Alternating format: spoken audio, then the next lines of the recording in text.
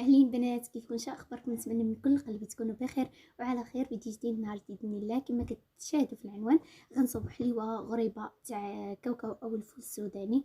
هنا غنحتاجو مارغرين، غنقسموه على نص. هذا من ناحيه اللي باغي يستعمل كيلو، اما اللي باغي يستعمل 2 كيلو ممكن يضاعف الكميه. ومن ناحيه ديال الكاوكاو، هنا عندي جبني ديال الكاوكاو. هنا راه حمرته وطحنته في الماكينه. اللي ما عندوش ماكينه ممكن يطحنو غير في الماكينه ديال فين كنطحنو السمك ديالنا الحوت. وهنا عندي كاس ونص ديال الزيت وكاس ديال العنبه ديال السنيده. وهنا عندي 2 خمارات تاع الخميره والزا. وهنا عندي الدقيق على حسب يعني الكميه ديالي. هنايا من ناحيه المارغرين، هنا تكون يعني المارغرين ديالكم في يعني في درجه الحراره، ما تسمعوش درجه الحراره وتمشيو تسخنوه، لا، غير في شي مكان يعني كنحطوه يكون يعني ما تكونش في الثلاجه، يعني كل البعد يعني تكون خارج الثلاجه، ما تكونش ليكم قاصحه، يعني باش تسهل عليكم المأموريه باش تعجنوها وتكون رطبه ديال يعني كل ما كتحركوها كتلقاوها رطبه وما تستغرقوش بزاف ديال الوقت وما كتاخذش معكم الوقت. هنايا راه استعملت الزا السنيده وخلطتها مزيان. هنا من ناحيه كما قلت لكم هنايا آه، عفوا، من ناحيه الجبنيه ديال الكاوكاو او الفول السوداني. هنايا انا مع محبين ديال الكاوكاو، انا استعملت يعني جبنيه صغيره. نتوما غير هاد الجبنيه راه تستعملوا فيها 2 كيلو، يعني تضاعفوا الكميه بهاد الجبنيه ديروا فيها 2 كيلو. وما تكونش يعني ما تكونش غتكون لكم هي هذيك مزيانه من ناحيه الكاوكاو، غير انا كتعجبني. نتوما غديروا فيها 2 كيلو، يعني من ناحيه كاس ونص غتستعملوا نتوما 3 الكيسان. هذه من ناحيه اللي باغي يدير 2 كيلو اللي غتخرج ليه كميه اوفر. كما غتشاهدوا في اخر الفيديو انا غتخرج كميه بزاف، ولكن هذيك راه 2 كيلو ماشي كيلو اللي غتشوفها في اخر يعني الفيديو. هنايا يعني انا اللي بغى يستعمل 2 كيلو راه غيدير 3 الكيسان، ومن ناحيه السنيده غيستعمل 2 كيسان، وبهاد الجبنيه الصغيره غيدير 2 كيلو. ومن ناحيه الخمارات غيستعمل 3 الخمارات وجوج ازات. ومن ناحيه الدقيق يعني من ناحيه العجين خصها تكون غير رطبه ومرمله. صافي وغتخرج لكم كميه اوفر. المهم بقاو مع لا فيديو حتى تشوفوا النتيجه. المهم هنايا راه غنبقى يعني نلوح كلشي ديالي هنايا وغنبقى نحركو تتكون يعني ما تبقاش ليا شي بودره ولا شي حاجه، كلشي كنكون مغربلها. راه من ناحيه الدقيق ديالي راه انا غربلته من قبل، سمحوا لي حقاش كثروا لي الهضره. المهم صافي، هنايا كما كشاهدتوا نخويت الجبنيه ديالي. راه هاد الجبنيه كما نقول ونعاود، جبنيه انا كيعجبني تكون غالبه. دونك نتوما بهاد الجبنيه الصغيره اللي تقريبا غيكون فيها كاس ونص ديال الكاوكاو، نتوما غتستعملوها في جوج، يعني غتستعملوها في 2 كيلو ديال العجين ديالكم، يعني من الحلوه ديالكم. هنايا راه كلشي كنغربلو. صافي، المهم تبعوا لا فيديو حتى الاخر وغتشوفوا النتيجه ان شاء الله باذن الله.